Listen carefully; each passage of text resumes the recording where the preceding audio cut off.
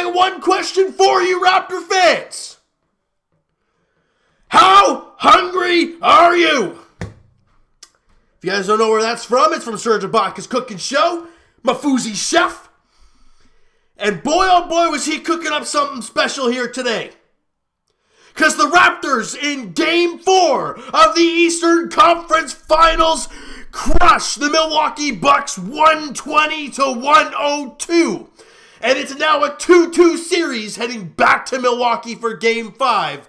And ladies and gentlemen, everybody coming into the series, Bucks in 4. Raptors lose the first 2, Bucks in 4. There's going to be at least 6. And the Raptors showed today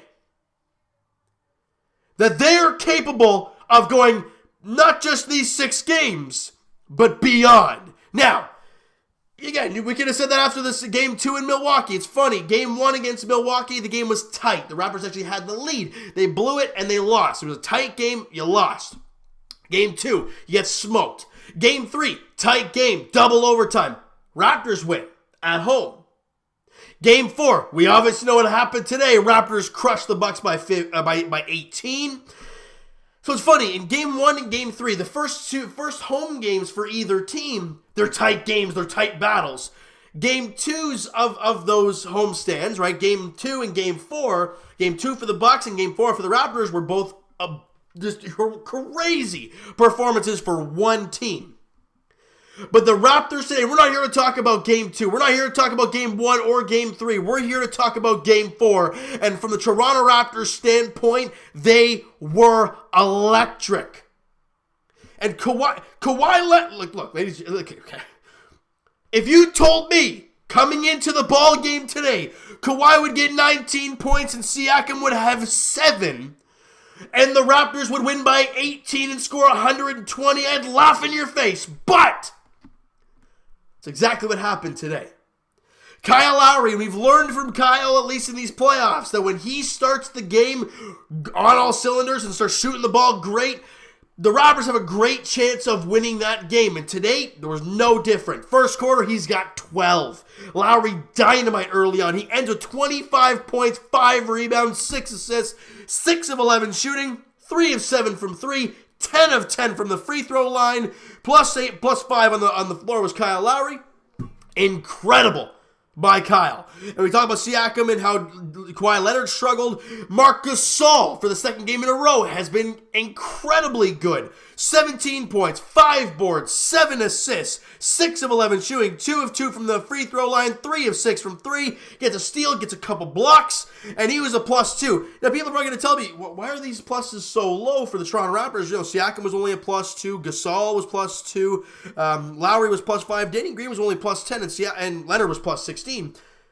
Because the bench was remarkable. And the reason I started out the video asking if you're hungry is because Serge Ibaka today was incredible. Yes, I mean, look, if you look at Kyle, you look at all the stats, all on the board, you're not going to pinpoint Serge Ibaka as the guy. But if you watch this game from start to finish, Serge Ibaka was a big reason of why this team won this game. 17 points, 13 rebounds, couple assists, 7 of 12 from the field. 0 of 3 from 3, but that's okay. He was 3 of 3 from the line, gets a block in the game, and all that in 24 minutes. And it was Serge Ibaka, a +24 on the floor. And look, do you guys see that Serge Ibaka rebound, the putback slam, and his reaction? He was freaking out, and we were all going nuts. Seeing a guy throwing everything on the line. We saw Kyle do it today. We saw Ibaka do it today. We've seen Norman Powell now for 3 straight games do it. He had 18, 5, and 3 today in 32 minutes. He only shot 6 of 18, but he made 4 of 13 from 3. But he was 2 of 3 from the free throw line. He had a steal in the game, but again, +29. And defensively, Norman Powell, Fred VanVleet, and Serge Ibaka were incredible. We talked about a Serge Ibaka. Like, how many offensive rebounds did Ibaka have today? He had 4. The Raptors as a team, how many offensive rebounds do they have? 10. They won the offensive glass battle for the first time in the series. In the first 3 games, the Raptors have been mauled in the offensive glass category. 10-7 in favor of the Raptors in the rebounding category. You know why? They wanted it. They came out right from... The first 3 minutes weren't great. The Raptors were actually down 12-5 to start the game. But then from that moment, about the 9-minute mark of the first quarter to the end of the ball game, the Raptors were the better team. And anybody saying otherwise, I don't want to hear it. Because it's clear as day the Raptors won this game. It's clear as day the Raptors were the better team tonight. And it was beautiful. I mean, you talk about the free throws. Raptors were 24 for 27 from the free throw line, 89%. Bucks, 17 for 26, 65%. And a lot of that is Giannis missing 4 himself. And I would say one of them was an air ball again. And the other 3 barely touched the rim. I mean, they were awful misses from Giannis. And yes, Antetokounmpo had, what did he have? 25 and 10. You got to remember he had 9 in the first quarter. So again, he was kind of dwindling away the rest of the way. He was shot 9 of 17. He was not bad. Like I'm not saying Giannis was terrible, but the problem was he was a minus 19 while he was out there, and nobody else did anything. Brook Lopez had 8 points on 3 of 5 shooting. Yes, Chris Middleton, for the first time this playoffs, had a great game. Shot 11 of 15. He had 30 points. But Eric Bledsoe was shooting bricks left and right. Mirotic shot 4 of 10. Didn't really do anything. And then their bench, Malcolm Brogdon. Now, I've talked him up on the in these videos because he's a great player. I've lots of respect for Malcolm Brogdon. But he shot 2 of 11 today. You're never going to see that. And was he at the free throw line? 0 of 1. I'm going to go to his season numbers, ladies and gentlemen. And Malcolm Brogdon shoots 50% from the field, 42% from 3, almost 93% from the free throw line. And he shot 2 of 11, missed the 1 free throw he took. He was 0 of 3 from 3. You're not going to see that too often. But from the Toronto Raptors standpoint, you had 1, 2, 3, you had 6 guys in double figures. And the Raptors, like I said earlier, just wanted this game that much more. Fred VanVleet, guys, it's about time. We saw him in game 1 of round 1 against the Orlando Magic. That's great. You lost that game, but it was nice to see him play well. But since that game, he's been awful. We all know it. But today, we saw the old Fred VanVleet. We saw the old Steady Freddy. We saw the Fred VanVleet that got the contract in the offseason. He had 13 points off the bench. He had 6 assists, 5 of 6 shooting, 3 of 3 from 3, 1 with the help of a bounce. And he had a steal in the game, plus 25 on the floor. His defense was good. His vision was great. And, I mean, look, Norm Powell, VanVleet, and Ibaka were incredible. Your bench had over, what was it? Was it like 40-something odd points? 48, I think it was. That's incredible. And that brings a whole weight off of Kawhi Leonard. He had to play 52 minutes in Game 3. Today, he only played 34. He shot 6 of 13. He was 6 of 8 from the free throw line. He was 1 of 4 from 3. Yes, he's hurting, but he still had 4 steals and 2 blocks. Kawhi Leonard was fantastic again today. Yes, he didn't shoot the ball great, but he was moving the ball. Again, you had everybody else working. And it was an amazing game from the Toronto Raptors. Let's break this thing down. We talked about the team. We talked about the stats. We talked about that. Now let's just kind of break down the game real quick. Like I said, in the first 3 minutes of the game, the Raptors were actually down 12-5. They end the first quarter 32-31. They were up by 1. Big end to the first quarter. Second quarter, dynamite. Plus 9 for the Toronto Raptors. 33-24. Raptors score 65 points against a really good defensive team. You know, and they allowed just a shade over 50. Great job. Third quarter, you got to keep the foot on the gas pedal. Raptors plus 3, 29-26. You're up 13 going into the fourth. And in that fourth, you win the fourth quarter by 5, 26-21. We've talked about it over and over, and it's just, you know, it's mathematically, that's what it is. You win every single quarter, you're going to win every single game, and that is exactly what the Raptors did today. They played a consistent 45 minutes, except for the first 3, and they were incredible. The Raptors were the much better team today. And we got a 2-2 series going back to Milwaukee on Thursday night. All right, let's go through the things real quick. Raptors shoot 47% from the field, knocked down 14 threes. We talked about it in, I think it was the game the Raptors actually got crushed in Milwaukee. The Raptors don't shoot well. The Milwaukee Bucks actually don't shoot well, but it was all the other things that made that thing happen. The Raptors shoot 47%. They shoot 46%. We shoot 34% from three. They only shoot 31% from three. Yes, Raptors were +7 in the free throws made. The attempts were only +1, but in the makes we were +7.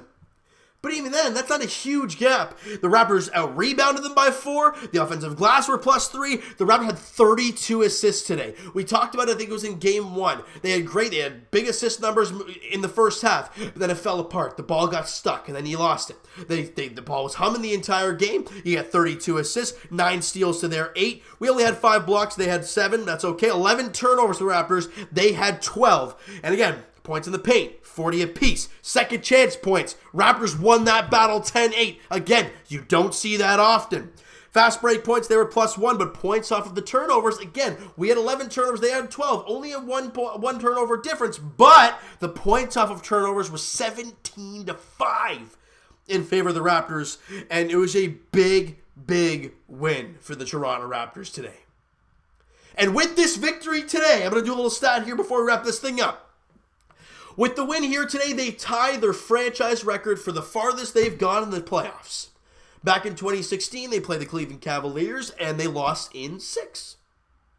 So if, God help it doesn't happen, but if this is the end of the road, which it's not going to be the way this team is playing, they're playing some great basketball, and you're done in 6, you tied your franchise record for the fastest you've been. But as a Raptor fan, and as for seeing what this team's done over the last 2 games, that's not what we want to see. We know this team is better than 2016. We know LeBron James is not on the other side of the court. Yes, Giannis is, but again, LeBron James dominated every single game the Raptors faced him. Period. We haven't seen Giannis dominate every single game. And for the Raptors, you go into Game 5 in Milwaukee, and you have to bring the same intensity you had today and in the dying minutes of Game 3. You won Game 3 without Kyle Lowry almost the entire, 6 minutes left in the fourth quarter, and then the first 2 overtimes, and you win. You lost Norman Powell, I think it was in the first or second overtime. You get the big win. You come out in Game 4, you crush them. All around, great game from the Raptors. You contain Giannis. You don't let anybody else kill you too bad, even though Middleton had 30. But nobody else really did anything after that. And for the Raptors, free-flowing offense, you do your thing, you knock down your shots, and you cruise to the victory at home to even up the series at 2 games apiece. All right, so you know what, guys? That is going to do it for this one. If you guys enjoyed this video and you guys enjoyed the ball game there tonight, smack that like button. I do appreciate that. Hit the subscribe button if you guys have not already. Comment down below your thoughts on this game, your thoughts on this video. Who the heck is your MVP from tonight's game? You could say Lowry. He had a big night of 25 points, 6 assists. I think it was 6 assists? 6 assists and 5 rebounds. You could say Gasol was 17 and 7, and also 5 rebounds as well. You could say Powell had 18 off the bench. VanVleet had 13 and 6. Ibaka had 17 and 13. Who the heck is your MVP? Mine is this entire team. And I know it's cliche, but it doesn't matter. This entire team played well. Yes, Siakam only had 7 points, but he also had 6 assists. You don't see that a whole lot from the spicy man himself. But he got the job done. Danny Green didn't get a lot done, but defensively, he was a +10 while he was on the floor. He's not losing you games, and Danny Green was still good. Powell was great off the bench. All these guys were great off the bench. Everyone contributed to this victory. Who is your MVP? Let me know in the comments below, guys. And Evan and I will talk his podcast session probably Saturday afternoon. So that will be, actually, let me check Saturday's game. Is it an afternoon affair? No, 8:30. So, Saturday afternoon, Evan and I will be doing the podcast, all right? So, I'm almost guaranteeing that's what's going to be happening on Saturday afternoon. It is a big game there on Saturday night. That is Game 6 back at home. So, no matter what, that's going to be happening, Game 6. But it's a matter of, will the Raptors be ahead? Will the Raptors be ahead 3-2 in the series going into Game 6? Or will they be trailing 3-2, looking to force a Game 7? We'll find all that stuff out on Thursday, all right? So, guys, like I said, comment down below all that great stuff, and I'll talk to you guys a podcast edition on Saturday afternoon. Twitter is also down below, guys. Follow, send me a DM, and do all that great stuff. And I will talk to you guys Jay's edition. They won today. They beat the Boston Red Sox today. They crushed the Red Sox today. What a great day for a Toronto sports fan, hey? And Kadri was there in the arena. Hey, Cads, that's what it takes. That's what happens when you get past the first flipping round, bud. But and Mitch Marner was there as well. Kind of the same deal there. But guys, I want to hear your guys' thoughts on the Jays. We'll talk about this very shortly. Jays edition as they won 10-3 against Red Sox. I'm all over the place right now because I'm too jacked up right now. And as for the Toronto Raptors, guys, they take on the Milwaukee Bucks in Game 5 of the Eastern Conference Finals. We already know Golden State is going to the NBA Finals. We knew this. We knew this in July. We knew this last year. We knew this was going to happen. But the question lies is who are they going to be facing? Game 5 could, in mindset-wise, decide who that's going to be. Because if the Raptors win that game, they come home for Game 6, and boy, oh boy, that could be it. That could be it. But if you lose, even if you win Game 6, you've got to play Game 7 in Milwaukee. So for the Raptors, Game 5 is the one you want. Where the Leafs were, they had the Game 5 in Boston, and they won. They had the opportunity to win in 6 at home. They didn't do it. For the Raptors, you have an opportunity to take that 3-2 series lead in Milwaukee on Thursday, 8:30 tip-off. Probably one of the biggest games in franchise history. You win that game, you've, again, gotten the farthest you ever have in the Toronto Raptors history. All right, so for the Raptors, Game 5, 8:30 tip-off. And I'll ask you guys again, how hungry are you? Game 5 in Milwaukee, 8:30 tip-off, Thursday night, Thursday, May 23rd. Like I said, 8:30 in Milwaukee. Thank you so much for listening and watching. Hope you guys enjoyed this video and the ball game tonight. I'll talk to you guys then.